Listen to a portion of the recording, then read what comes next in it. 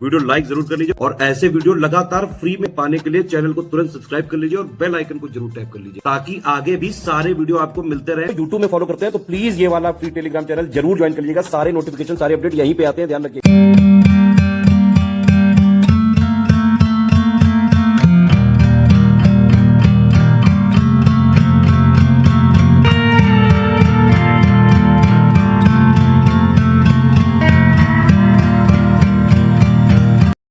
स्वागत है आपका स्टडी फॉर सिविल सर्विसेज में। सामान्य हिंदी का हमारा वीडियो क्रम शुरू हो रहा है और ये पहली क्लास है। तो ये पहली वाली क्लास, इसमें कई सारे टॉपिक हम कवर करने वाले हैं, जैसे कि संज्ञा, सर्वनाम, क्रिया, काल, कारक, वचन और लिंग। इतनी सारी चीज़ें, ढेर सारे टॉपिक इसमें कवर होने जा रहे हैं। तो महत्वपूर्ण लेक्चर है, ध्यान से देखिएगा। सबसे पहले हम देखेंगे संज्ञा को, संज्ञा और उसके प्रकार। तो संज्ञा का शाब्दिक अर्थ या संज्ञा का अगर आप वास्तविक मतलब समझना चाहें तो ये नाम होती है। जितने भी नाम हैं वो सभी क्या हैं? संज्ञा। चाहे वो जीवित चीज़ों के हों चाहे निर्जीव चीज़ों के हों। तो समधन ज्ञा, इसका संधि विग्रह कर दिया गया, अर्थात सम्यक ज्ञान कराने वाला जो रूप है व्याकरण का, उसको हम कहते हैं संज्ञा। किसी भी वस्तु, व्यक्ति, स्थान, वर्ग, भाव, स्थिति आदि का परिचय कराने वाले शब्द जो होते हैं उनको कहा जाता है संज्ञा, और संज्ञा का पर्याय ही होता है नाम। तो किसी भी व्यक्ति, वस्तु, स्थान, स्थिति, वर्ग, भाव, विचार इत्यादि जो है उसके नाम को कहा जाता है संज्ञा। जैसे कि राधा पुस्तक पढ़ रही है, बंदर मेज पर बैठा है, जीवन की सच्चाई ही सब कुछ है, हमें सबसे प्यार करना चाहिए। अब ये जो चारों वाक्य हैं इसमें आप देखेंगे कि राधा पुस्तक, बंदर मेज, जीवन, सच्चाई, प्यार, दिल्ली, भारत, ऐसे बहुत सारे शब्द हो सकते हैं। ये सारे शब्द संज्ञा है। किसी न किसी व्यक्ति के नाम हो सकते हैं, स्थान के नाम है, भाव के नाम। तो इनको हम कुछ अलग अलग तरीके से समझ सकते हैं। जैसे कि राधा और बंदर जो है ये प्राणी के नाम है, पुस्तक और मेज जो है ये वस्तुओं के नाम है, दिल्ली और भारत जो है ये स्थान के नाम है, जीवन, सच्चाई, प्यार जो है ये भाव के नाम है। कुछ संज्ञा शब्द जो है ये प्राणीवाचक होते हैं और कुछ होते हैं अप्राणीवाचक। जैसे कि राधा, मोहन, बंदर, घोड़ा, ये सब जो है ये प्राणीवाचक है। पुस्तक, मेज, हिमालय, नदी, ये सब अप्राणीवाचक है।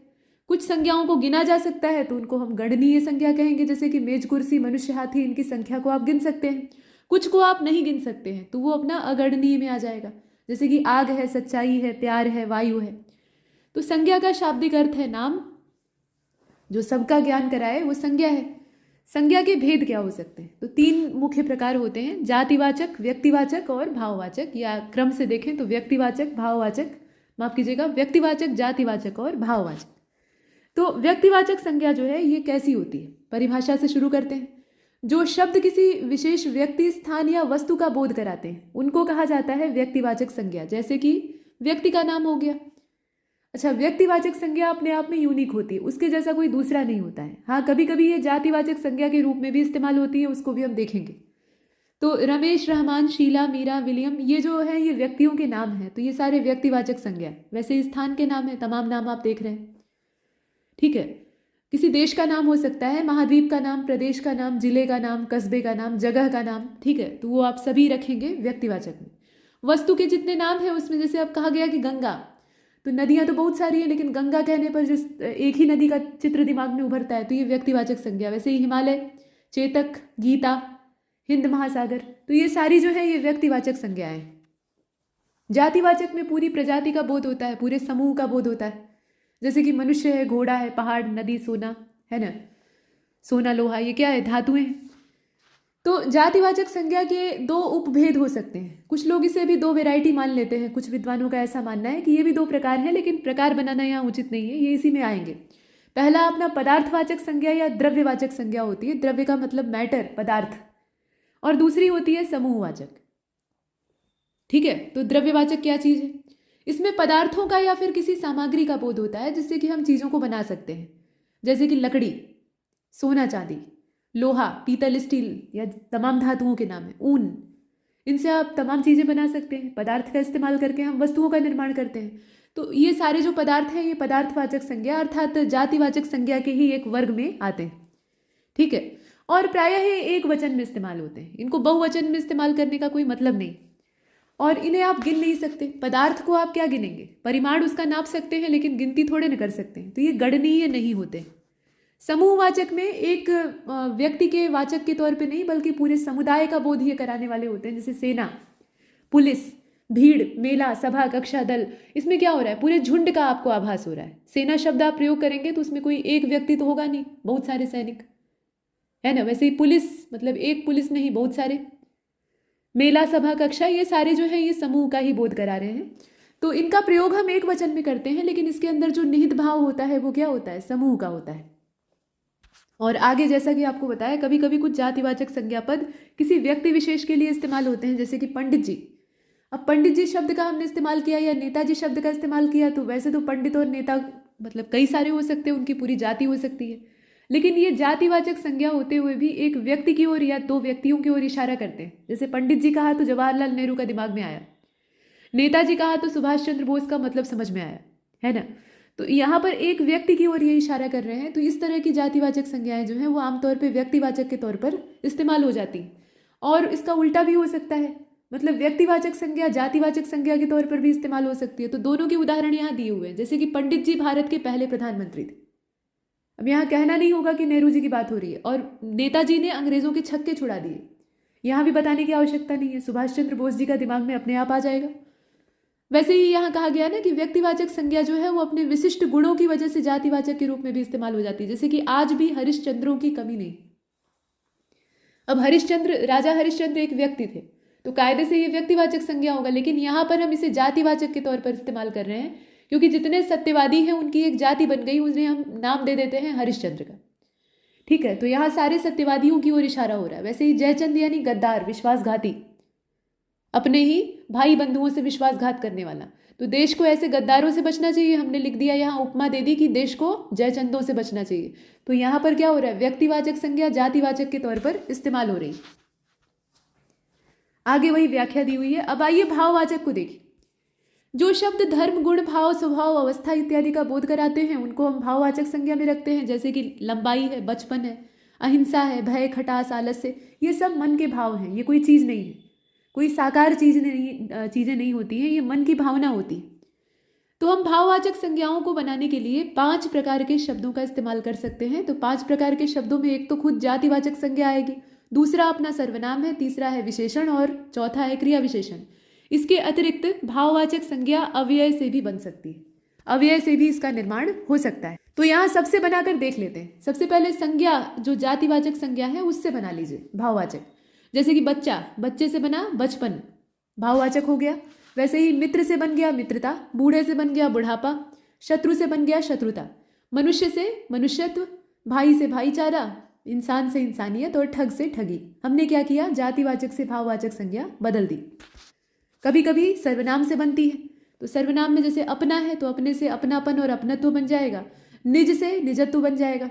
विशेषण से भी बनती है भाववाचक संज्ञा, जैसा कि पीछे कहा गया था 6 प्रकार से बनती है। तो विशेषण में जैसे कि गुणवाचक में मीठा, खट्टा, गरम, सुंदर, इनसे बना लेंगे। मीठे से मिठास हो जाएगा, खट्टे से खटास हो जाएगा, गरम से गर्मी, और सुंदर से सुंदरता हो जाएगा।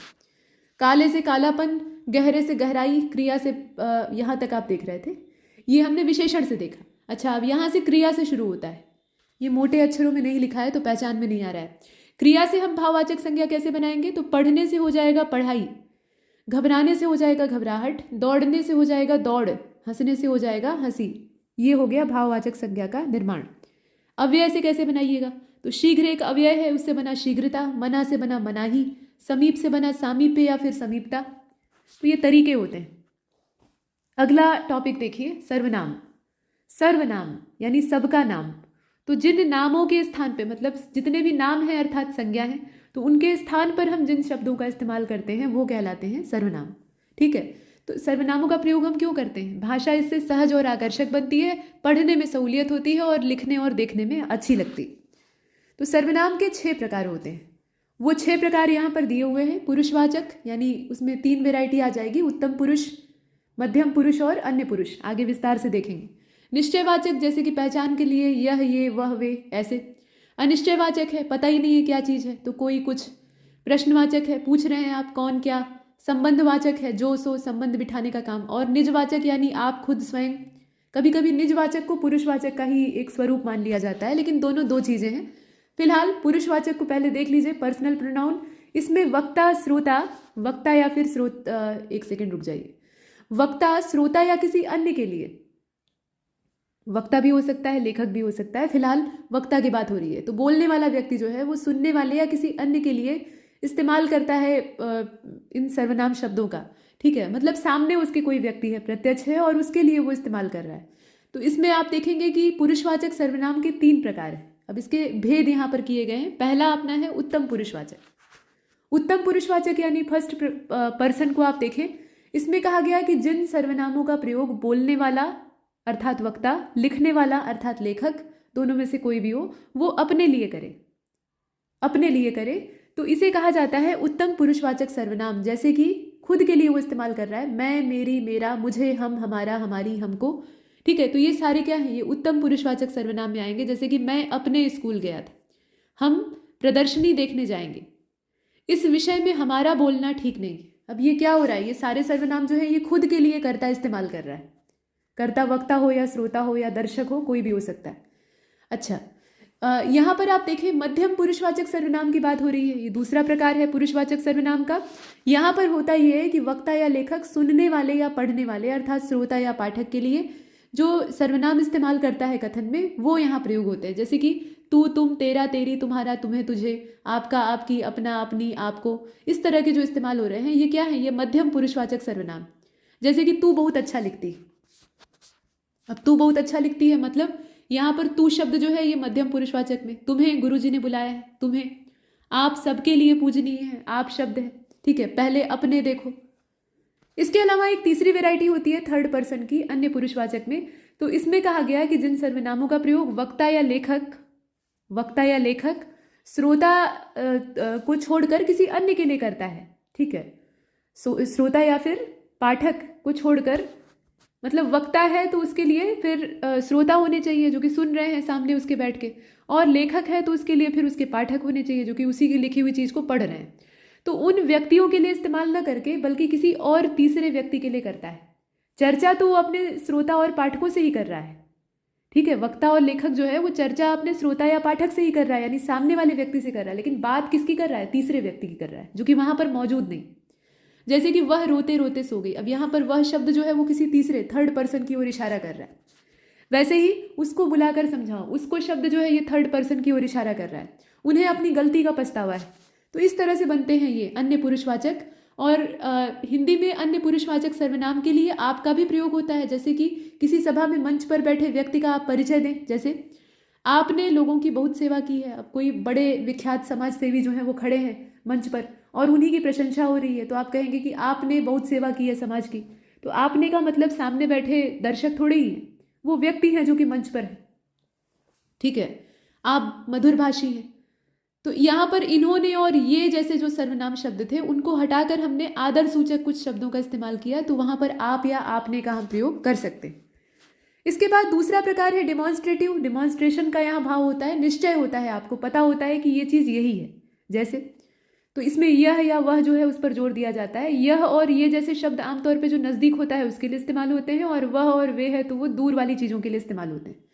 जैसे आप देखिए, यह कौन है, यह तो श्याम है। सामने आपको एक लड़का दिखाई दिया तो आप प्रश्न पूछ रहे हैं लेकिन आपको उत्तर पता है, यह कौन है, यह तो श्याम है। तो यहाँ यह की ओर संकेत है। और ये रहे जिन्हें मैं ढूंढ रहा था, आपको पता है कि आप किसको ढूंढ रहे थे, वो सामने दिखाई दिए तो आपने कहा ये रहे वो जिन्हें मैं ढूंढ रहा था। गीता का घर वह है, आपको पता है कि गीता का घर कहाँ पर है, तो आप दूर गली में देख रहे हैं तो बता रहे हैं कि वह है। तो ये निश्चयवाचक सर्वनाम है। वैसे ही वे जो बैठी हैं अध्यापिकाएं, तो वे शब्द यहाँ पर निश्चयवाचक। वही चीज़ यहाँ बताई गई कि नज़दीक और पास के लिए आप किन सर्वनामों का, शब्दों का आप इसमें प्रयोग करें। इसके बाद अगला है अनिश्चयवाचक। अब यहाँ पर आपको पता नहीं है कि असल में वो चीज़ है क्या, वो व्यक्ति कौन है। तो इसके लिए फिर कोई, कुछ, किसी, इस तरह के शब्द इस्तेमाल होते हैं। कोई और किसी जैसे जो शब्द हैं ये आमतौर पे जो निर्जीव चीज़ें हैं उनके लिए प्रयोग होता है, और कुछ का प्रयोग किया जाता है, माफ़ कीजिएगा, कोई या किसी शब्द है तो वो जो है वो सजीव चीज़ों के लिए इस्तेमाल होता है, जो जिंदा चीज़ें, ठीक है, उनके लिए उस सर्वनाम का यूज़ करेंगे। और कुछ है तो वो निर्जीव चीज़ों के लिए इस्तेमाल होता है, जैसे कि शायद बाहर कोई आया है। अब यहाँ पर आपने कोई का इस्तेमाल किया, यानी किसी जिंदा व्यक्ति की बात हो रही है। वैसे ही हमें किसी से कुछ नहीं लेना चाहिए, या फिर ऐसे वाक्य बना हुआ है कि किसी से कुछ मत लो। अब किसी का मतलब कोई व्यक्ति हो सकता है वहाँ पर जो कि आपको नहीं पता है, कोई अनजान अजनबी। और कुछ मत लो, अब वो खाने में क्या देगा, बिस्कुट दे सकता है आपको, या फिर नमकीन दे सकता है, लेकिन आपको ऑफर कर रहा है, आपको लेना नहीं है ना। आप यात्रा पर निकलते हैं, बच्चे होते हैं या किशोर वय होते हैं, तो आपको हिदायत मिलती है घर से कि बाहर से कोई अजनबी कुछ भी दे तो लेना नहीं, है ना। तो यहाँ कुछ शब्द जो है ये वस्तु की ओर और किसी जो है वो किसी व्यक्ति की ओर इशारा करता है। हमें कुछ तो खाना पड़ेगा, कुछ का मतलब कोई चीज़ हो सकती है लेकिन फिक्स नहीं है कि क्या। तो निश्चय का भाव नहीं होता है, अनिश्चितता होती। प्रश्नवाचक सर्वनाम में क्या होता है, प्रश्न पूछा जाता है। तो प्रश्न पूछने के लिए कुछ शब्द इस्तेमाल, जैसे कि क्या, किसे, किसने, है ना, किसने, किससे, कौन, इस तरह के शब्द इस्तेमाल होते हैं। अब जैसे कि कोई व्यक्ति है तो उसके लिए कौन का प्रयोग करेंगे, किसने का प्रयोग करेंगे, ये सब यहाँ पर दिया हुआ है। चलिए, तो कवियों को किसने आमंत्रित किया, ठीक है, ये आपका प्रश्नवाचक हो गया। वैसे ही बाजार जाने के लिए मैं किसे कहूं, बाहर कौन आया है, आप चाय के साथ क्या, क्या जो है ये वस्तु के लिए आमतौर पे प्रयोग होता है, तो ये प्रश्नवाचक सर्वनाम। तुम किससे लिखोगे, किससे जो है ये भी वस्तु यानी निर्जीव चीजों के लिए इस्तेमाल हो रहा है, तो ये प्रश्नवाचक सर्वनाम हो गया। और रिलेटिव प्रोनाउन का मतलब ये होता है कि यहाँ संबंध बैठाने का काम होता है सर्वनाम का। सर्वनाम शब्द जो है वो संबंध जोड़ते हैं, दो शब्दों के बीच में संबंध दर्शा सकते हैं या दो वाक्यों के बीच में संबंध दिखाने का, उन्हें जोड़ने का योजक के तौर पे वो काम आते हैं। जैसे आप देखें, जैसी करनी वैसी भरनी। अब यहाँ जैसी और वैसी शब्द जो है ये सर्वनाम है, ये करनी और भरनी के साथ जुड़ के एक कहावत बना दे रहे हैं, है ना। ऐसे ही जिसे देखो वही अत्यधिक व्यस्त है, जिसे और वही, ये दोनों जो है ये क्या, सर्वनाम है। यहाँ पर ये संबंध दर्शाने का काम कर रहे हैं। कुछ जो व्याकरणाचार्य हैं, व्याकरण यानी व्याकरण के जानकार, वो संबंधवाचक जो है उसको सहसंबंधवाचक सर्वनाम भी मान लेते हैं, जैसे कि जो, जैसा, जिसे। तो इसमें बहुत ज़्यादा प्रकार बनाने की आवश्यकता नहीं है, उतना ही प्रकार समझिए जितने से कि आपको परीक्षा में प्रश्न मिल सके। व्याकरणाचार्य लोगों की दिक्कत ये होती है ना व्याकरणों की, कि उनके पास ज्ञान का पूरा अपार भंडार होता है, तो वो उस पर शोध करते हैं, रोज कुछ ना कुछ रिसर्च करते हैं, तो उन्हें नई नई चीज़ें मालूम होती हैं। लेकिन हम लोग विद्यार्थी हैं, ठीक है, अध्यापक और विद्यार्थी का संबंध यहाँ पर है। तो यहाँ आपको फिक्स चीज़ें पढ़नी है, सीमित दायरा, जिससे कि आपके प्रश्न वहाँ हल हो जाएं। आपको विशेषज्ञ नहीं बनना। निजवाचक को देखिए। अब ये जो प्रोनाउन है रिफ्लेक्सिव, इसमें क्या होता है कि ऐसे सर्वनाम शब्दों का प्रयोग कर्ता के लिए या कर्ता के साथ करीबी दर्शाने के लिए, नज़दीकी दर्शाने के लिए किया जाता है। और कुछ विद्वान निजवाचक सर्वनाम को वस्तुतः पुरुषवाचक का ही एक प्रकार मान लेते हैं, और कुछ कहते हैं कि अलग है। जैसे कि आप है, अपने आप है, स्वयं है, खुद है, ये सब जो है ये निजवाचक सर्वनाम है। जैसे कि मैं अपने आप कार्यालय ढूंढ लूंगा, अपने आप। उसने खुद स्वतः या स्वयं परेशानी मोल ली, आप स्वयं चलकर निरीक्षण कर लीजिए। तो ये सब क्या है, ये निजवाचक सर्वनाम ही है। इसको आप पुरुषवाचक में मत जोड़िए, इसको अलग रखिए, इससे आपको सहूलियत होगी। ठीक, अब आइए यहाँ देखें। आप जो है एक सर्वनाम शब्द है और ये बहुतायत इस्तेमाल होता है और बहुत जगहों पर इस्तेमाल होता है। जैसे कि आप देखें कि पुरुषवाचक रूप में आप इस्तेमाल करेंगे तो लिखा जाएगा कि आप बहुत मेधावी। निजवाचक में आप लिख रहे हैं तो आप कहेंगे कि मैं अपने आप खा लूंगा, ठीक है, मैं आप कर लूंगा, मतलब खुद से कर लूंगा। तो यहाँ आपको वाक्य को पढ़कर पहचानना होगा कि ये पुरुषवाचक के रूप में इस्तेमाल हुआ है कि निजवाचक के रूप में इस्तेमाल हुआ है। ये अंतर आपको तभी मालूम होगा जब आप वाक्य को ध्यान से पढ़ेंगे। कभी कभी सर्वनामों की पुनरुक्ति होती है, दोहराव होता है, आवृत्ति एक से ज़्यादा बार, जैसे कि जो जो आता जाए उसे बिठाते जाओ, तो इससे वाक्य में एक नया अर्थ प्रकट होता है। ऐसे ही कोई कोई, कौन कौन, किस किस, कुछ कुछ, किस किस को समझाऊं, कुछ कुछ समझ में आ रहा है, अपना अपना दृष्टिकोण है, ठीक है। तो इस तरीके से भी ये इस्तेमाल होता है, जोड़े में एक से ज़्यादा बार। सर्वनामों के संयुक्त रूप भी कभी कभी प्रचलन में आते हैं, जैसे दिल्ली के लिए कोई ना कोई। अब कोई शब्द यहाँ 2 बार इस्तेमाल हुआ, दोनों सर्वनाम। कभी कभी ये एक जैसे होते हैं, कभी कभी भिन्न भी होते हैं, जैसे जो कुछ, जो कोई, कहीं कोई। अब यहाँ 2 सर्वनाम शब्द हैं जो कि एक साथ जोड़े के रूप में इस्तेमाल हो रहे हैं और इसी रूप में ये वाक्य में एक संपूर्ण अर्थ प्रकट कर रहे हैं, तो ये संयुक्त स्वरूप भी होता है। अब यहाँ से हम पढ़ेंगे क्रिया को। परिभाषा यह है कि काम का करना या होना यहाँ पाया जा रहा है, मतलब काम होने का आभास, कर्ता के सक्रिय होने का आभास हो रहा है, तो उसको हम कहेंगे क्रिया, मतलब जिस शब्द से ये सक्रियता का बोध हो रहा है। उदाहरण यहाँ बहुत सीधे हैं। गुलाबों को खेलना पसंद है, खेलना जो है वो क्रिया है। रानू का उज्जैन जाना तय है, जाना क्रिया है। हारना निश्चित है पाकिस्तान का फाइनल में। तो ये सारे जो हैं ये क्रिया शब्द हैं। और यहाँ एक परिभाषा है धातु की, तो जिस मूल शब्द से क्रिया बनती है उसको कहा जाता है धातु। जैसे आप देखें, दौड़, जा, खेल, अब ये सब जो है ये धातु हैं, हिंदी की धातु हैं। दौड़ में आप ना प्रत्यय लगाएंगे तो बनेगा दौड़ना, जो कि क्रिया है। जा में ना लगाएंगे, जाना, क्रिया, ठीक है। खेल में ना जोड़ेंगे तो बनेगा खेलना, तब बनेगी क्रिया। लेकिन इस रूप में ये क्रिया नहीं है, ये क्रिया का ओरिजिन है, यानी धातु है। ठीक है, वही चीज़ यहाँ पर लिखी हुई है।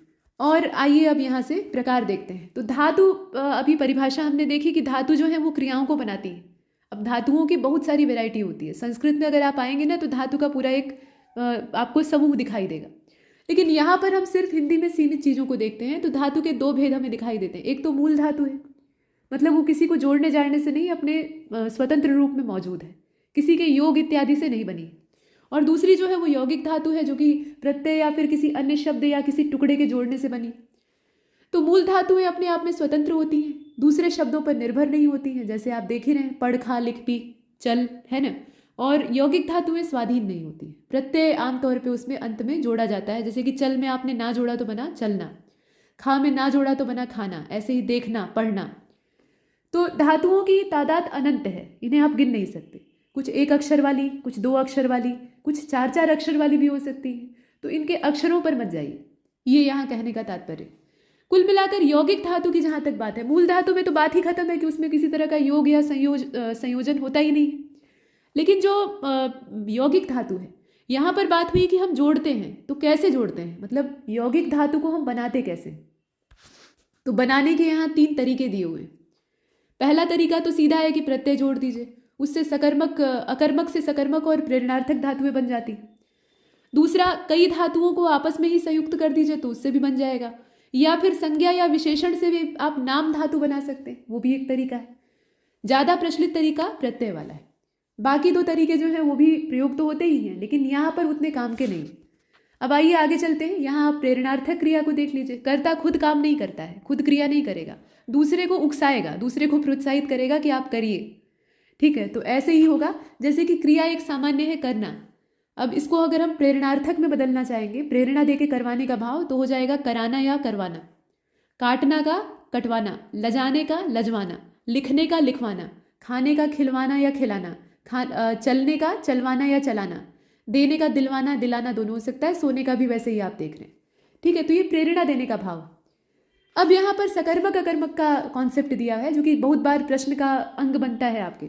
सकर्मक और अकर्मक पूछा ही जाता है, और क्रिया में सबसे ज़्यादा यही हिस्सा है जो कि पूछा जाता है। तो प्रेरणार्थक क्रिया धातु जो है उसके ही 2 स्वरूप आपको दिखाई देते हैं। अकर्मक क्रिया प्रेरणार्थक होने पर, अकर्मक क्रिया को अगर आप प्रेरणार्थक बनाएंगे तो वो सकर्मक बन जाएगी। ठीक है, अकर्मक क्रिया अगर है तो उसको अगर आप प्रेरणार्थक बना रहे हैं तो वो उल्टा यानी सकर्मक बन जाएगी। ठीक, और मजे की बात यह है कि प्रेरणार्थक क्रियाएं दोनों से बनती हैं, सकर्मक से भी बनती हैं, अकर्मक से भी बनती हैं। मतलब कोई भी क्रिया रहेगी उसका प्रेरणार्थक आप आराम से बनवा सकते हैं या बना सकते हैं। जैसे अकर्मक क्रिया है आपकी दौड़ना, अब आपने क्या किया, इसमें आपने प्रत्यय जोड़ लिया और इसे बना दिया प्रेरणार्थक, दौड़ाना या दौड़वाना। ये क्या हो जाएगा, सकर्मक क्रिया में परिवर्तित हो जाएगा। प्रेरणार्थक तो है ही है, लेकिन ये अगर हम सिर्फ सकर्मक अकर्मक में विभाजन देखें तो अब ये अकर्मक से सकर्मक बन गया है। वैसे ही रोने से रुलाना और रुलवाना, ये अपना सकर्मक क्रिया बन गया, पहले क्या था, अकर्मक बन गया था। लजाने से लजवाना, ये भी एक सकर्मक क्रिया है, प्रेरणार्थक तो है ही है, लेकिन इसका अगर दूसरा स्वरूप देखें तो ये सकर्मक है। हंसने से हंसाना हंसवाना, तो ये वेराइटी है।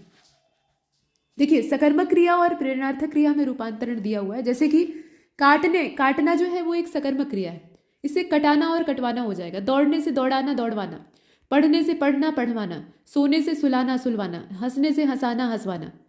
अब आइए यौगिक क्रिया को देखिए। 2 या 2 से ज़्यादा धातुएं या फिर शब्द आपस में संयोग करते हैं, योग होता है उनका, तो यौगिक क्रिया बनती है। जैसे कि चलना चलाना, रोना धोना, उठना बैठना, रो पड़ना, एक से ज़्यादा क्रिया इसमें मौजूद है, सीधी बात है। चल देना, खा लेना, उड़ जाना, तो ये सब जो है ये यौगिक क्रियाएं हैं। ये एक साथ वाक्य में इस्तेमाल होती हैं, लेकिन होती हैं वस्तुतः 2 अलग क्रियाएं या 2 अलग क्रिया और धातुएं। एक कॉन्सेप्ट हमने पीछे देखा था नाम धातु का, यहाँ उसकी चर्चा है। जो धातु संज्ञा या विशेषण से बनती है उसको कहा जाता है नाम धातु, एकदम सीधी परिभाषा है। जैसे आप देखें यहाँ संज्ञा से जो नाम धातु बन रही है, जैसे हाथ है, हाथ एक शरीर के अंग का नाम है, तो ये संज्ञा हो गया, इससे बना हथियाना, ये एक नाम धातु है। बात से बदियाना, लात से लथियाना। वैसे ही विशेषण है आपका गुणवाचक, गरम ठंडा पागल, तो गरम से गरमाना, ठंड से ठंडाना और पागल से पगलाना, ये सभी जो है ये नाम धातुएं हैं, कुछ संज्ञा से और कुछ विशेषण से आपको उदाहरण दिए। अब यहाँ एक और कॉन्सेप्ट है क्रियार्थक संज्ञा का। क्रियार्थक संज्ञा की परिभाषा अगर आप देखें तो कोई क्रिया अपने साधारण रूप में क्रिया नहीं होती। विधि और काल के रूप को छोड़कर उसका प्रयोग आमतौर पर संज्ञा के समान ही होता है। ठीक है, और इस तरह के जो शब्द होते हैं जो कि समय के साथ अपना रूप बदलकर क्रिया बन जाते हैं और आमतौर पर मूल स्वरूप उनका संज्ञा का होता है, तो इन्हीं को हम कहते हैं क्रियार्थक संज्ञा। ऐसी संज्ञा जो कि क्रिया के अर्थ में इस्तेमाल होने के लिए ही बनी हुई। जैसे इसमें पहली चीज़ तो ये एक समझ लीजिए कि क्रियार्थक संज्ञा को अगर आप संज्ञा के अंतर्गत वर्गीकृत करना चाहें तो ये भाववाचक संज्ञा ही कहलाएगी। ठीक है, मूल स्वरूप ये क्या है, भाववाचक संज्ञा ही है। जैसे कि टहलना स्वास्थ्य के लिए लाभप्रद है। अब यहाँ टहलना शब्द जो है ये एक भाववाचक संज्ञा है। टहलना एक क्रिया भी हो सकती है, लेकिन अगर संज्ञा स्वरूप में देखेंगे तो टहलना मन का भाव है। आप चल रहे हैं कि टहल रहे हैं कि दौड़ रहे हैं, ये सब सिर्फ आपके मन का भाव है। कुछ लोग टहलते ही ऐसे हैं जैसे लगता है कि दौड़ रहे हैं, और कुछ लोग ऐसे टहलते हैं जैसे लगता है कि चींटी रेंग रही है या कछुआ चल रहा है। तो ये अपनी अपनी रफ्तार है, तो ये मन के भाव या सामर्थ्य पर निर्भर करता है। कुल मिलाकर मन से ये सारी चीज़ें कंट्रोल होती हैं। टहलना क्या है, ये भाववाचक संज्ञा है। क्रिया के कार्य क्या हो सकते हैं, तो काम का करना या होने का बोध होता है, जैसे घोड़ा घास खा रहा है, शिव किताब पढ़ रहा है। और वस्तु की क्रियाशीलता का भी बोध होता है, चीज़ जो है या कोई चीज़ या व्यक्ति वो चलायमान है अथवा नहीं। भैंस चरती है, लड़के खेलते हैं, अब उनकी सक्रियता का आभास यहाँ से हो रहा है। स्थिति या अवस्था का भी बोध हो सकता है, जैसे नीलम पढ़ रही है, अब इस समय क्या कर रही है आपको जानना है तो पढ़ती है। राघवेंद्र खड़ा है, वह सो रहा है। अस्तित्व का यहाँ तक की बोध होता है, क्रिया से किसी चीज के या किसी व्यक्ति के अस्तित्व का बोध होता है। जैसे मनुष्य समाज में रहता है, अब यहाँ रहना क्रिया है और वो मनुष्य के समाज में मौजूद होने का आपको आभास देती। मगरमच्छ जल में रहता है, यहाँ भी अस्तित्व की बात हो रही है। मनस्थिति का बोध भी हो सकता है, जैसे लड़के प्रसन्न हो रहे हैं। ठीक है, तो कई अर्थों में कई तरीके से हम क्रिया को प्रयोग कर सकते हैं। अब आइए मुद्दे की बात पर आते हैं। क्रिया के दो प्रकार हैं, सकर्मक और अकर्मक। पीछे जितने प्रकार देखे वो तो है ही हैं, लेकिन ये सबसे महत्वपूर्ण है, सकर्मक और अकर्मक, बिल्कुल सीधा। सकर्मक क्रिया में दो वैरायटी बांट दी गई है, एक तो दो कर्म वाली और दूसरी संयुक्त क्रिया। तो सबसे पहले सकर्मक को ही देखेंगे।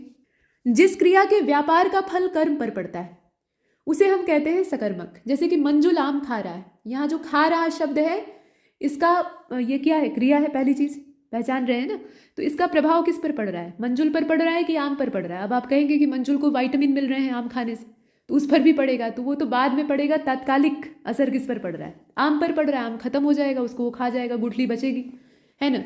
तो कर्म पर प्रभाव पड़ रहा है। कर्ता के उद्योग का यानी कर्ता के द्वारा की हुई क्रिया का प्रभाव कर्म के ऊपर पड़े तो हम कहेंगे कि वो सकर्मक क्रिया है। ठीक, और इसको पहचानने का एक और तरीका है कि क्रिया से आप क्या अथवा कौन जैसा प्रश्न करेंगे तो आपको इसका उत्तर मिल जाएगा। जैसे आप पूछें कि मंजुल क्या खा रहा है, तो उत्तर मिलेगा आम खा रहा है ना। बालिका क्या लिख रही है, उत्तर मिलेगा निबंध लिख रही है। फिर द्विकर्मक क्रिया क्या होती है, तो इसमें ऐसा है कि सकर्मक क्रिया कभी कभी एक कर्म वाली होती है और कभी कभी उसमें दो कर्म होते हैं। तो एक उसमें से प्रधान कर्म होता है और दूसरा गौण कर्म होता है। जैसे कि श्वेता ने रीना को बांसुरी दी। अब यहाँ पर सकर्मक क्रिया जो है वो दो कर्मों से जुड़ी हुई है। देना जो है वो सकर्मक क्रिया है, ठीक है, दी। और दो यहाँ कर्म कौन से हैं, एक तो है श्वेता, सेतु नहीं होगा, श्वेता, और दूसरा है बांसुरी। बांसुरी जो है वो प्रधान कर्म है। एक सेकेंड रुक जाइए, यहाँ पर श्वेता जो है वो करता है क्योंकि वो देने का काम कर रही है, और रीना और बांसुरी ये दो जो हैं ये कर्म है। ठीक, और उसमें से बांसुरी प्रधान कर्म है या मुख्य कर्म है और रीना जो है वो गौण कर्म है। कर्ता कौन है, श्वेता। ठीक है, तो यही चीज यहाँ पर समझाई गई। संयुक्त क्रिया की बात करें तो संयुक्त क्रिया वो है जहाँ पर दो या दो से अधिक धातुओं का आपस में मेल होता है, और इसमें जो पहली क्रिया है वो प्रायः मुख्य होती है और दूसरी उसके अर्थ को और विशेष बनाने का, विशिष्ट बनाने का काम करती है। जैसे राम विद्यालय पहुंच गया, यहाँ जो पहुंच गया शब्द है ये क्या है, शब्द का जोड़ा पहुंच गया, ये संयुक्त क्रिया है। ठीक है, इसका जो स्वरूप है ये कैसा है, संयुक्त क्रिया का है, इसे आप देख रहे हैं। तो आइए अब सकर्मक को छोड़कर अकर्मक की ओर चले। अकर्मक में ये कहा जा रहा है कि जिस क्रिया के व्यापार का फल कर्ता पर पड़ता है उसको हम कहते हैं अकर्मक। जैसे कि रति गई, अब यहाँ गई तो जाने का प्रभाव किस पर पड़ेगा, रति पर ही पड़ेगा, है ना। तो यहाँ सीधा सीधा कर्ता से क्रिया का जो व्यापार है वो जुड़ा होता है। क्रिया में जो कुछ भी होगा उसका असर पड़ेगा कर्ता के ऊपर। अगली परिभाषा हम देख रहे हैं यहाँ पर कुछ पूरकों की। पूरक जो है वो आमतौर पर क्रिया कर्म कर्ता के बीच में ही इस्तेमाल होते हैं। मतलब कुछ सकर्मक और अकर्मक क्रियाएं ऐसी होती हैं जो कि कर्ता और कर्म के अनुसार रहते हुए भी पूरा अर्थ प्रकट नहीं करती। ठीक, तो ऐसी स्थिति में हम क्या करेंगे, वाक्य में एक पूरा अर्थ तो होना ही चाहिए, तो हम क्रिया का अर्थ पूरा करने के लिए कुछ शब्दों को बाहर से जोड़ते हैं, जैसी हमारे पास जानकारी होती है उसके हिसाब से। जैसे उन्होंने उसे बनाया, अगर ऐसे वाक्य दिया हो, अब क्या बनाया, उल्लू बनाया, गधा बनाया, या क्या बनाया, तो असल में आपको पता है कि उन्होंने उसे कथाकार बनाया, तो यहाँ जब कथाकार शब्द जोड़ेंगे तब वाक्य का जो सही अर्थ है वो प्रकट होगा। तो कथाकार शब्द क्या है, ये एक पूरक बन जाएगा। अब यहाँ पर व्युत्पत्ति के हिसाब से भी क्रिया के भेद हो सकते हैं। सकर्मक और अकर्मक तो आपने देखा, लेकिन जो इनका ओरिजिन है उसके आधार पर 3 वेराइटी हो सकती है, मूल क्रिया, यौगिक क्रिया और पूर्वकालिक क्रिया। मूल क्रिया जो होती है ना, ये दूसरे शब्द से नहीं बनती है, इसका स्वरूप ही अपने आप में होता है, मतलब ये होती है बस, ये किसी अन्य से नहीं बनती है। हाँ, ये दूसरों को बनाने का काम कर सकती है, लेकिन ये खुद कहीं से निकली नहीं है, बस है, इसका अस्तित्व है। जैसे आना, जाना, खाना, पीना। अब इनको आप अगर खोजना चाहें कि ये किससे बने हुए हैं, तो नहीं, ये क्रिया है, बस ओरिजिनल है। जैसे आप फंडामेंटल क्वांटिटीज़ को पढ़ते हैं ना, फंडामेंटल फिजिकल क्वांटिटीज़, तो वैसे ही ये फंडामेंटल है, ठीक है, मतलब मूल भौतिक या मूल है। और इसी तरह से कुछ और भी, जैसे हूँ, है, था, थे, थी, ये सब मूल क्रिया के ही उदाहरण। दूसरी जो वैरायटी है वो यौगिक है, इसमें शब्द और प्रत्यय आपको जोड़ने पड़ते हैं, जैसे आ जाना, चला जाना, खा लेना, सिखाना, पढ़ाना, तैराना। क्रिया के आगे दूसरी क्रिया लगा के, अब देखिए यौगिक क्रिया है तो उसको बनाने की विधि पता होनी चाहिए, तो 3 तरह की विधियां दी हुई हैं।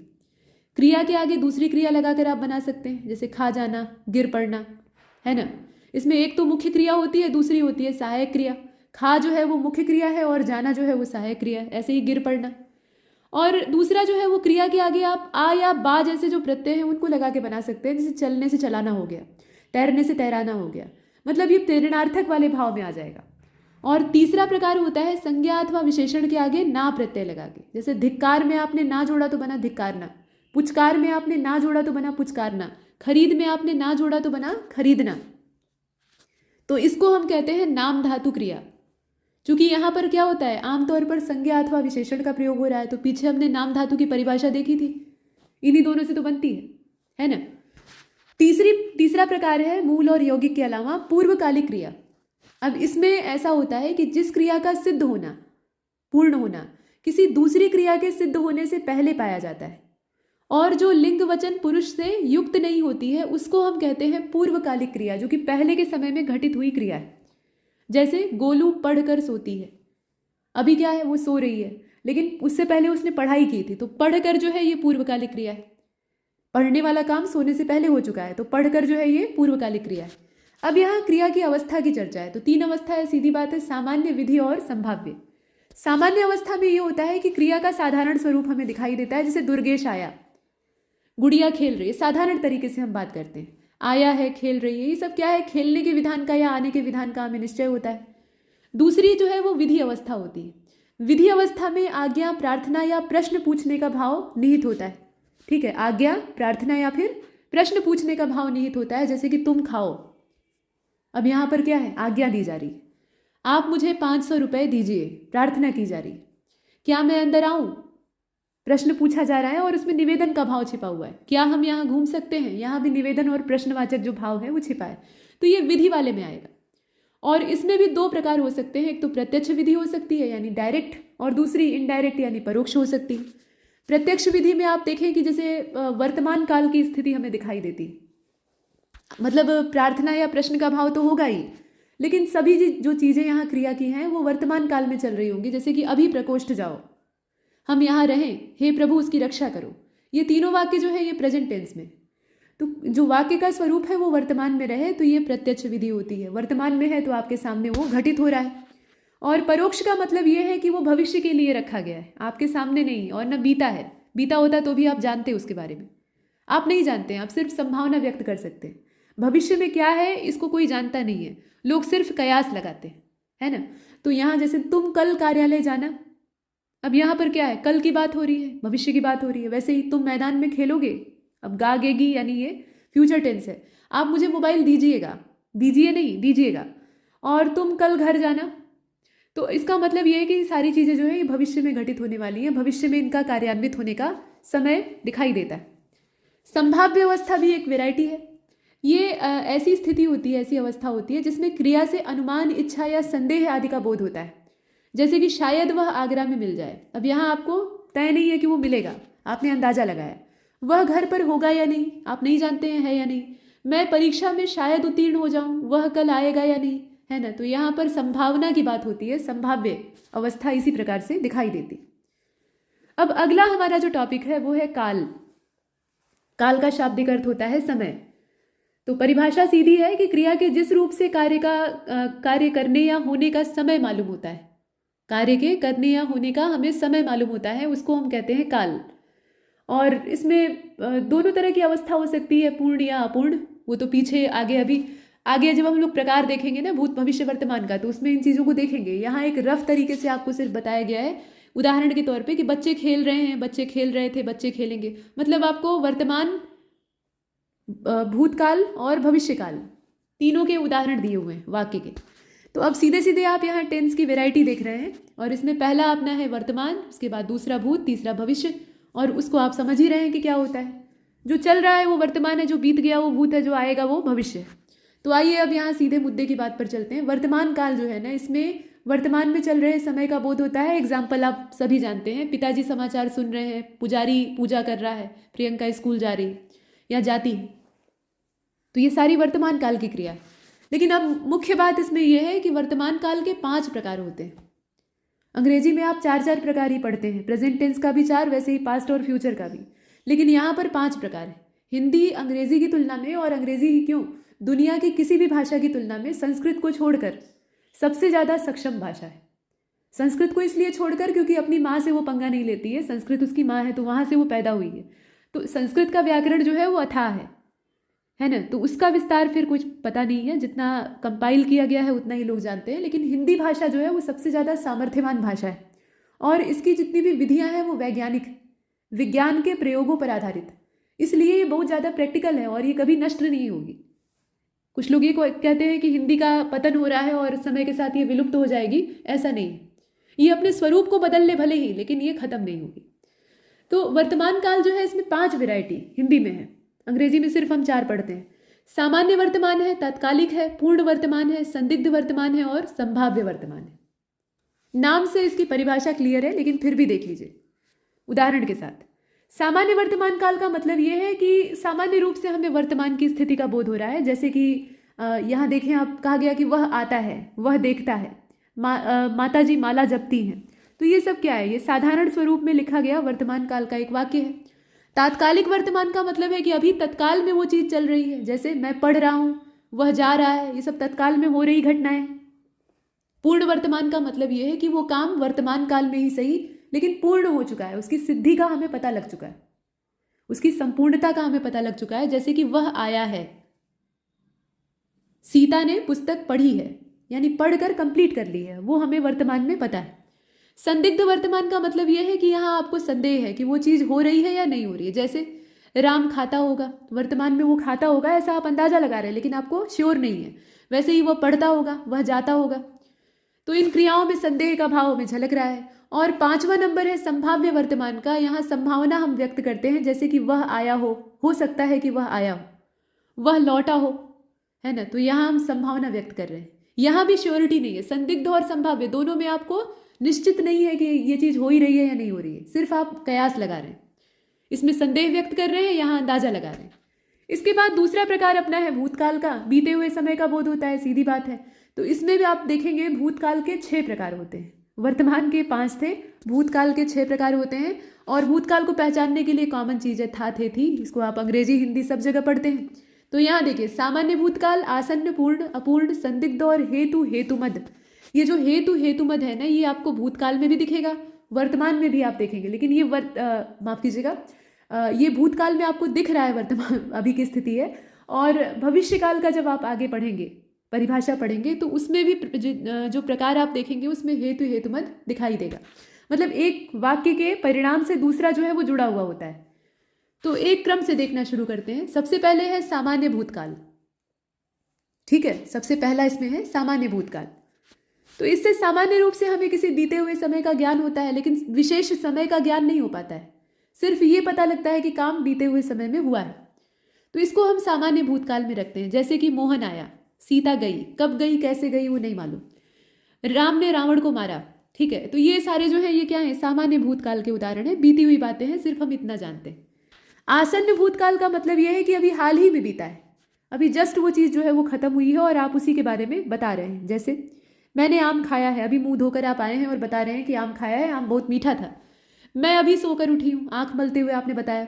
अध्यापिका पढ़ा कर आई है ना। तो ये सारे जो हैं ये अभी हाल में बीते हुए क्रियाकलाप हैं, तो इनको हम आसन्न भूतकाल में वर्गीकृत करेंगे। ठीक है, ये क्रियाएं अभी जस्ट पूरी हुई।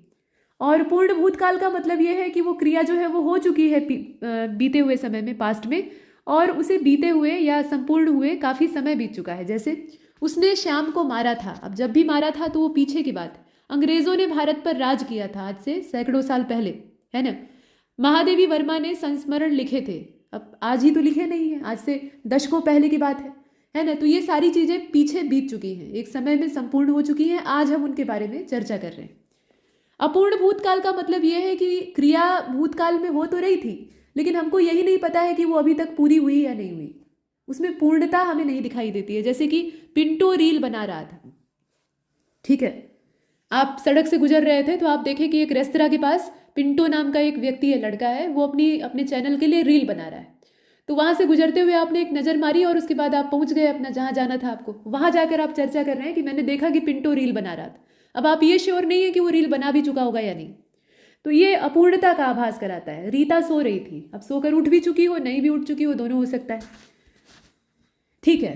और इसमें क्रियाएं जो है वो क्रियाओं से कार्य अतीत में आरंभ हुआ है ऐसा मालूम होता है, लेकिन अभी तक पूरा हुआ है अथवा नहीं इसकी जानकारी नहीं होती। इसके बाद पांचवी वेराइटी है संदिग्ध। यहाँ पर आपको संदेह है कि वो पूरा हुआ है या नहीं हुआ है, ठीक है। तो इसमें भी संभावना और संदेह में कोई खास अंतर नहीं होता है, बारीक ही लकीर होती है। आपने भोजन कर लिया होगा, आपको नहीं पता है कि सामने वाले व्यक्ति ने खाया है या नहीं, तो आप अंदाजा लगा रहे हैं। दुकानें बंद हो चुकी होंगी, खुली भी हो सकती हैं, तो ये सिर्फ एक संदेह का भाव है, संदिग्ध यहाँ चीजें। तो बीती हुई बात है वो संदिग्ध है, तो संदिग्ध भूतकाल में आएगी। और छठवां प्रकार है हेतु हेतुमद। इसमें एक क्रिया के होने का या न होने का जो प्रभाव है वो दूसरी क्रिया पर दिखाई देता है। जैसे यदि तुमने परिश्रम किया होता तो पास हो जाते, यानी बीते हुए समय में अगर आपने परिश्रम किया होता तो आज आप पास हो जाते, ठीक। यदि वर्षा होती तो फसल अच्छी होती, यानी वर्षा होगी तो ही फसल अच्छी होगी, यानी एक वाक्य से दूसरा वाक्य कनेक्टेड है, एक होगा तभी दूसरा संभव है। यदि जडेजा टिक कर खेलते तो भारत यह मैच जीत जाता, लेकिन टिके नहीं, ऐसा इसके पीछे भाव है ना। तो एक वाक्य से दूसरा वाक्य जो है वो जुड़ा हुआ है अपने परिणाम के लिए। तो ये बीते हुए समय के वाक्य तो हैं, लेकिन यहाँ पर एक वाक्य के साथ दूसरे वाक्य का परिणाम जुड़ा है, निर्भर करता है उस पर, इसीलिए ये हेतु हेतुमद है। इसके अलावा यहाँ पर एक और प्रकार बताया गया है, ये है समयकालीन। तो समयकालीन जो है इसमें रहा था, रही थी, रहे थे जैसे जो शब्द हैं ये अंत में आते हैं, इससे पहचानना आसान होता है। जैसे कंटिन्यूअस की पहचान आप करते हैं ना, वैसे ही। फिलहाल अब फ्यूचर टेंस में आइए। भविष्य की बात का ज्ञान होता है, भविष्य के समय का आभास होता है कि क्रिया जो है वो भविष्य में होने वाली, जैसे वह कल घर जाएगा, किसान खेत में बीज बोएगा। तो भविष्यकाल के तीन प्रकार होते हैं, एक तो सामान्य होता है, दूसरा संभाव्य होता है, और तीसरा होता है हेतु हेतुमद।